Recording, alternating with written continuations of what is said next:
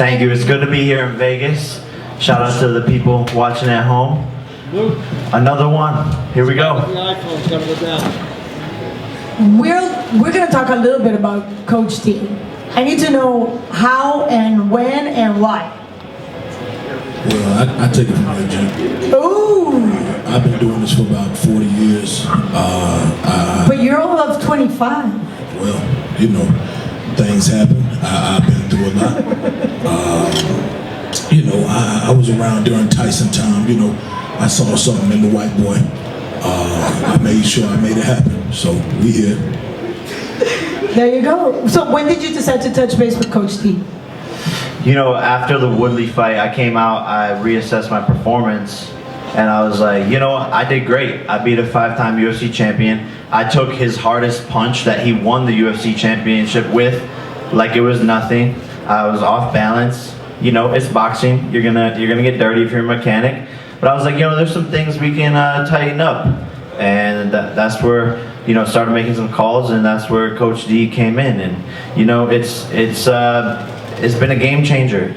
So Coach D is actually an advisor to BJ. Well, I wouldn't say that. I came in for nourishment, and you know, he wasn't making weight, so I made sure he made weight. We came in. I continued to tell him. I said, "Come with that right jab, under that belt." He listened. He's a good boy. Like I said, you know, apple don't fall too far from the tree. I talked to his papa. His papa's a good guy. Yeah, we just working. Well, I look forward to see you performing December 18th. And look, I mean, Tommy went and got Sugar Hill. You know, Tommy went and you know, getting Tyson to be in his corner. So what am I going to do? I have a response to that. You know, this is a Coach serious D. business. Life is on the line. Okay, so now I'm going to change gears now that you said life is on the line. Many times you've said boxing saved your life. How did the sport save your life? Man, I was a young kid in Los Angeles, just getting caught up in the wrong things, surrounded by the wrong group of people, and boxing gave me the chance to take my life back and to follow a routine and to work on something and to have a purpose, and it gave me something to fight for. I wasn't meant for LA, although I thought I was. Boxing is my true home, and it took me until I was 21 years old to find that. You know, but some of the greatest fighters don't find out they're fighters until they're a little bit older. Deontay Wilder, the list goes on. Before we go any further, I need to just acknowledge the presence of Problem Bot right there. Thank you, Problem Bot. Yeah. Is that your security? Yeah, he's got an RPG. You know, a lot of people talk about what you do outside the ring. Obviously, you've been an influencer all your life, even before influencers were, you know, famous and the thing to do and trending. But there's a lot more to you. I just gave a little bit of snippets of what you do for the community. First of all, talk to us about that commitment against bullying and children, just in general.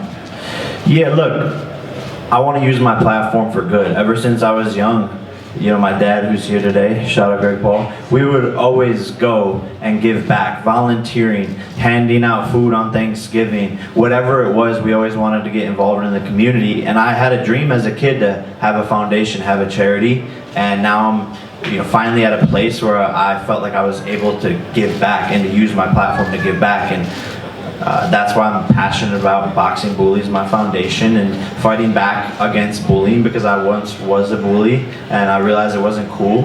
And then I got cyberbullied by my peers and friends when I started to post videos online. And I was like, wow, these comments hurt. And I realized this is a big problem in our generation.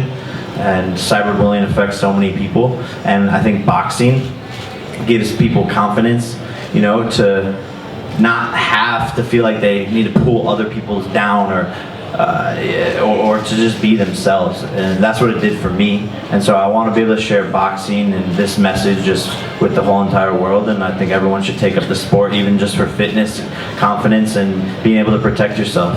Mental health, key. Thank you for that.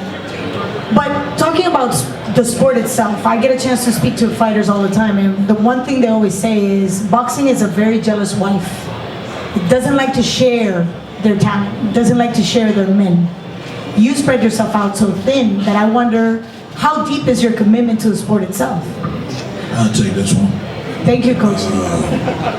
I'll probably say, this kid right here, we've been coaching him. He been a smart kid. He a good boy. Like I said, he can fight. At the end of the day, if it ain't about fighting, it ain't about a motherfucking thing. You know what I'm saying? So, I brought him in. He gonna fight. We tried to get your brother, didn't we? Yep. We tried to get his brother. Yep. His brother was running. Yep. I talked to Tyson. Tyson was running. I talked to Sugar Ray Leonard. He was running. So now, we trying to find people where we can fight and have a good, decent fight what we got in front of us. You know what I'm saying? So. It's a lot of work. It's a lot of work. It's a lot of work, The but that's why I YouTube have the channel- best team. That's why I have the best team, I'm surrounded, it's not just me. Jake Paul is not a one-man operation. I've brought in the best. I have the best filmers, the best security, the best managers, advisors, business partners, investors, editors, you name it, mascots. So it's not just me, and we can get the job done, clearly. The formula is working, so Yes, it that's is. why we're here. Yes, We'll it run is. y'all through a drill as well. If we could do it down, that'd be fine. We can run through the drill that we do. You're gonna run through the drill right now? Go ahead. Cameras on, please. Oh, this is gonna be interesting.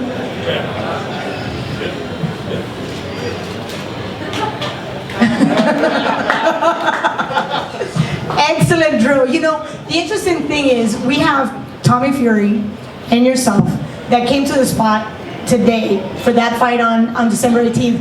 And it's almost like the yin and the yang.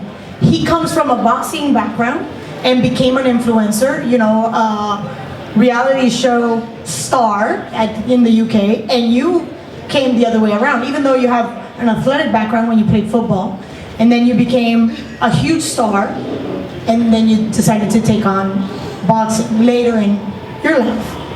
How do you think that balances out? That's like a yin and yang. Yeah, look, Tommy claims to have been doing this his whole life, and he has an amateur career, and he's been around it. That is true, but he hasn't worked as hard as me, I see a green guy who hasn't sparred enough times and has only been put in there with opponents that were meant to lose. This is his first real test where his opponent isn't some guy that's just gonna flop over.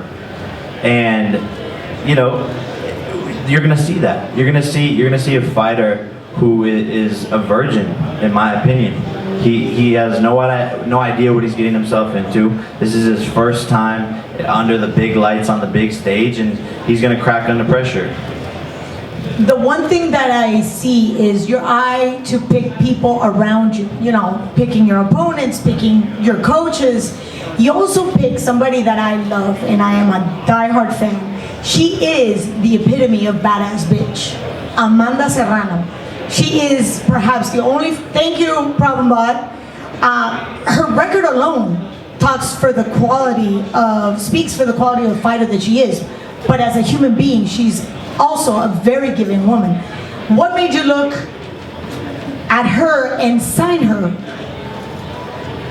Look, just the simple fact that she's the GOAT, greatest woman of all time. There's no debating that, and I like to work with people that are cool. And Amanda and I, clicked from day one, and she, needs to be put onto a bigger platform, and that's where Most Valuable Promotions and Akisa and myself come in, because she's a star, like you said. She's got the record, she's got all the accolades, but it's the constant. You hear the boxing story all the time about the best fighter in the world who is underpaid or isn't as big of a star as they should be. And so that's what I've figured out. That's the formula that I've developed, is the marketing, the content, the branding, the entertainment side. And that's what we hope to be able to give to Amanda Serrano. And other boxers alike. You know, we want to elevate this sport as much as possible, bring more eyeballs, bring more attention to the best, and that's exactly what Amanda Serrano is. And we're all just ecstatic to be working together because the potential is huge. We're already eyeing in 2022 the biggest women's boxing match of all time, Amanda Serrano versus Katie Taylor. Wow. Working with Eddie Hearn to get that done. So, you know. We've been waiting for the fight for a while. Yeah. Yes, we have. But it needed that extra juice. Yes, it does, and you gave it to her. As a matter of fact, she's going to be in this event. An opponent to be determined. We're going to be announcing that very soon. But I'm very happy that she's getting the recognition that she deserves. She's amazing, and I just, you know, there's a very short sentence that I use. She's a bitch, she's a boss, and she shines like glass. I love it. I love it. So I'm very excited about that. And now we're going to open the floor for questions from the press. Jake, Keith Heidick from BoxingScene.com. How you doing? I'm just wondering if you can compare the type of challenge that you expect from Tommy Fury as opposed to what Tyron Woodley presented for you. Yeah, I think it's two very different style of fighters. You know, I think Tyron just has so much experience. You know, he's been in there with the hardest hitters, the best in the world. And so he's had that experience and he knew how to counter and take away some of my best things in the ring. And how to take a punch. Tommy Fury hasn't been tested, so we will see how he responds. And I think that's the beautiful thing about this fight is the unknown. Is he actually a Fury? Or will we find out that he's just a half Fury? You know, does he have the heart like his brother? Or is he just living in the shadow of his brother? I think the beautiful thing about this fight is stepping into the unknown, because this is also my first time fighting a real boxer, quote unquote, whatever that means. And he's undefeated, he's young, same age, same height, same weight. So it's really a perfect matchup, and we're just gonna see who worked harder, who wants it more, and who has that dog inside of him. Jay, Ellie Sedgwick, ES News. Quick question. So you have a bet going on with him about changing the name, and what's your prediction for the fight? What round does it end? I will TKO him in the later rounds. You know, Tommy hasn't gone past 4 rounds. He hasn't even had a fight past 4 rounds. So I think he'll be gassed. This will be the first time him actually getting punched in the face by someone who could hit, who is the same weight as him. You know, he's always fought smaller guys with losing records. So I think he's gonna fade. I know he's gonna fade. It just, what round? 5th, 6th, maybe 7th. Maybe I knock him out the last 10 seconds of the 8th. But he's not hearing that 8th bell ring. Jake, I got 500K on the line. So, you know, when Tommy loses, he has to change his name to Tommy Fumbles. And, you know, he accepted it. I'm putting 500K, it's on the line. So we'll see what happens. Jake, Mike Coppinger, ESPN, right here. You know, look, one of the biggest issues in boxing right now is that a lot of the top names aren't very active. You know, but yet you're here with your 3rd pay-per-view fight of 2021. Why do you think it is that you're able to get all these fights in, and a lot of the other guys, you know, obviously you have less fights, but you're still fighting pay-per-view fights and all the media obligations that go with it. Why do you think the other guys aren't fighting as often? You know, like you said, it's one of the biggest problems in boxing is promoters not wanting to risk their big fighters losing, because that's their paychecks, that's how they make their revenue, and so it's too big of a risk for them. But me, you know, we're a big team, but a nimble team. We move fast, we make decisions, and I'm not scared of anybody. You know, people are saying, fight this person, fight that person, fight this person. I'm doing these fights literally as fast as we can get the deals done. And I think a lot of these pro boxers, from what I'm sort of finding out, is they don't work actually that hard, and they're not really down to fight all the time whenever the call, whenever the call comes in. So I think that's the big difference. This is my 4th fight in 12 months. It's the 3rd pay-per-view this year, but it's 4 fights in 12 months. So really the only person that's as active at this big of a platform is Canelo.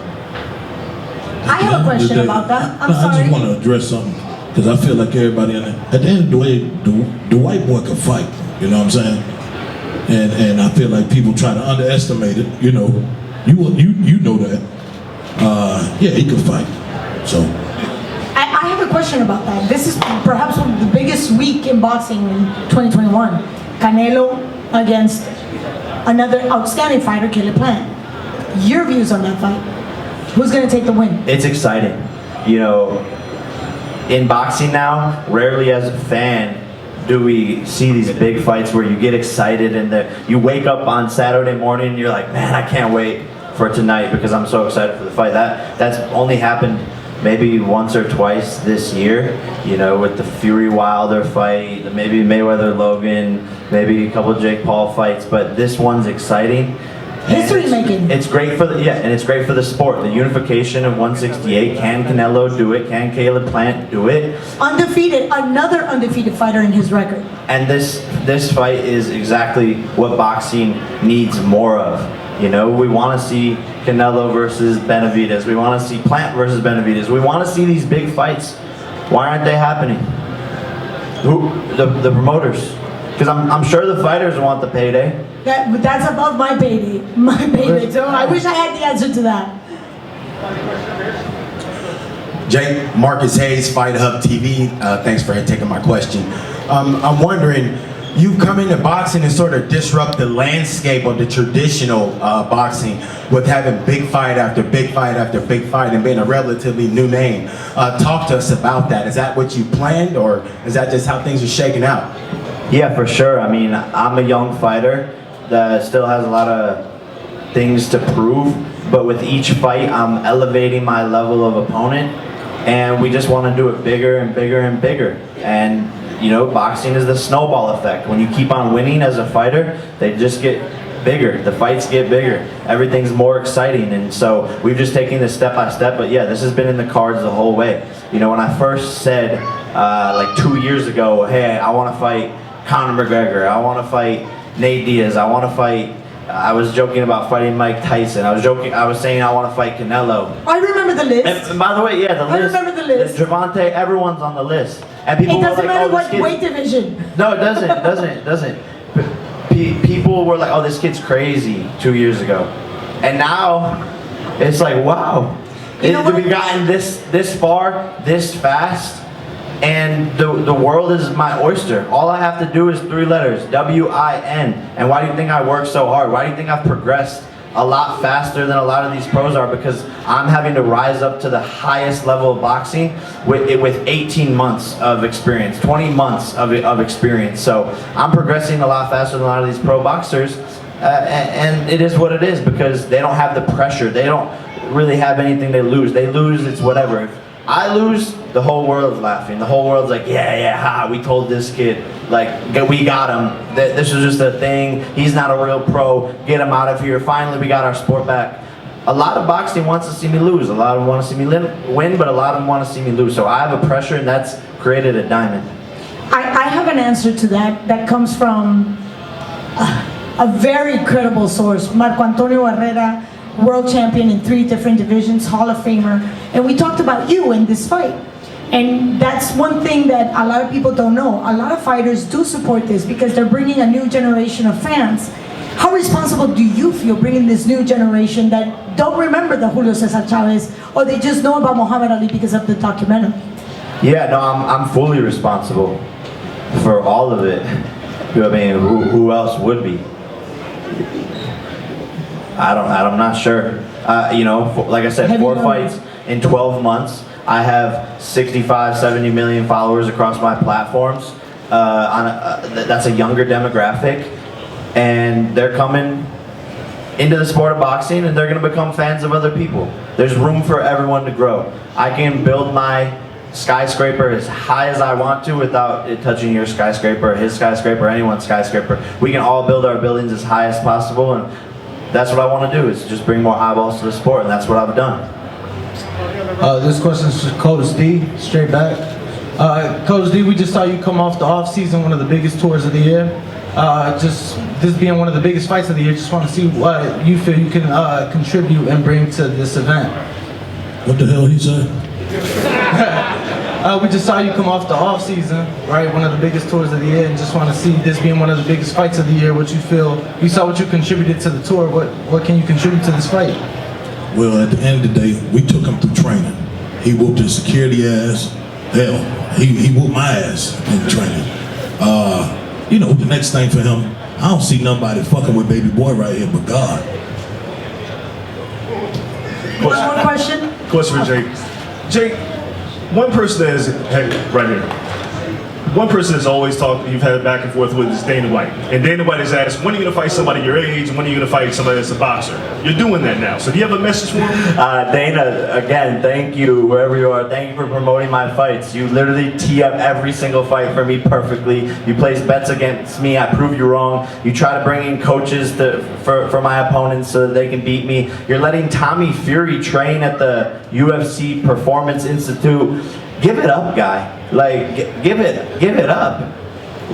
Fight a real boxer. When is he gonna fight a guy his own age? Or whatever Dana White is constantly fucking saying. You know, I'm doing it. I'm doing it. And he's mad that I'm doing it because he's a control freak. And when he doesn't have his fingers dipped into someone's business, he doesn't want to see them succeed and he tries to bring them down. But he's not smart enough to realize that every single time he talks about me, it just makes my shit go up.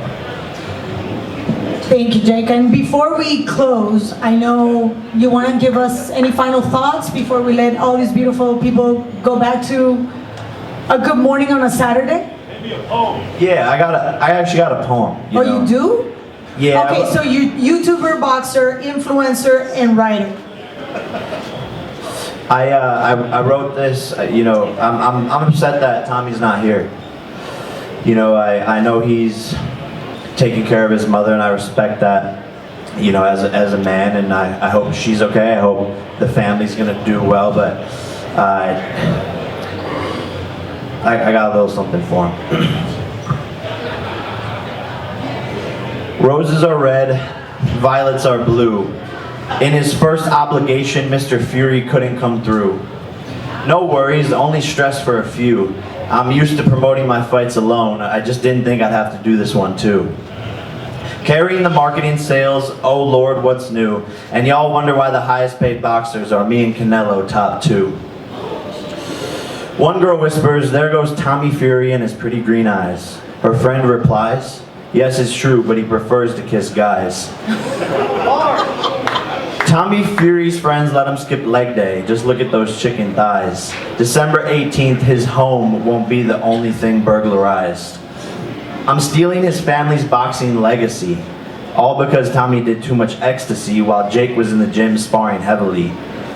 The best bet for Tommy is a Molly May pregnancy. Tommy, it's okay, you lost. You'll still be a great dad.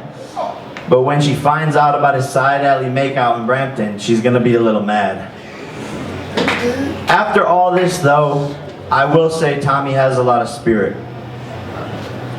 A lot of Spirit airline miles. Tommy is still saving up to be able to sit in the aisles.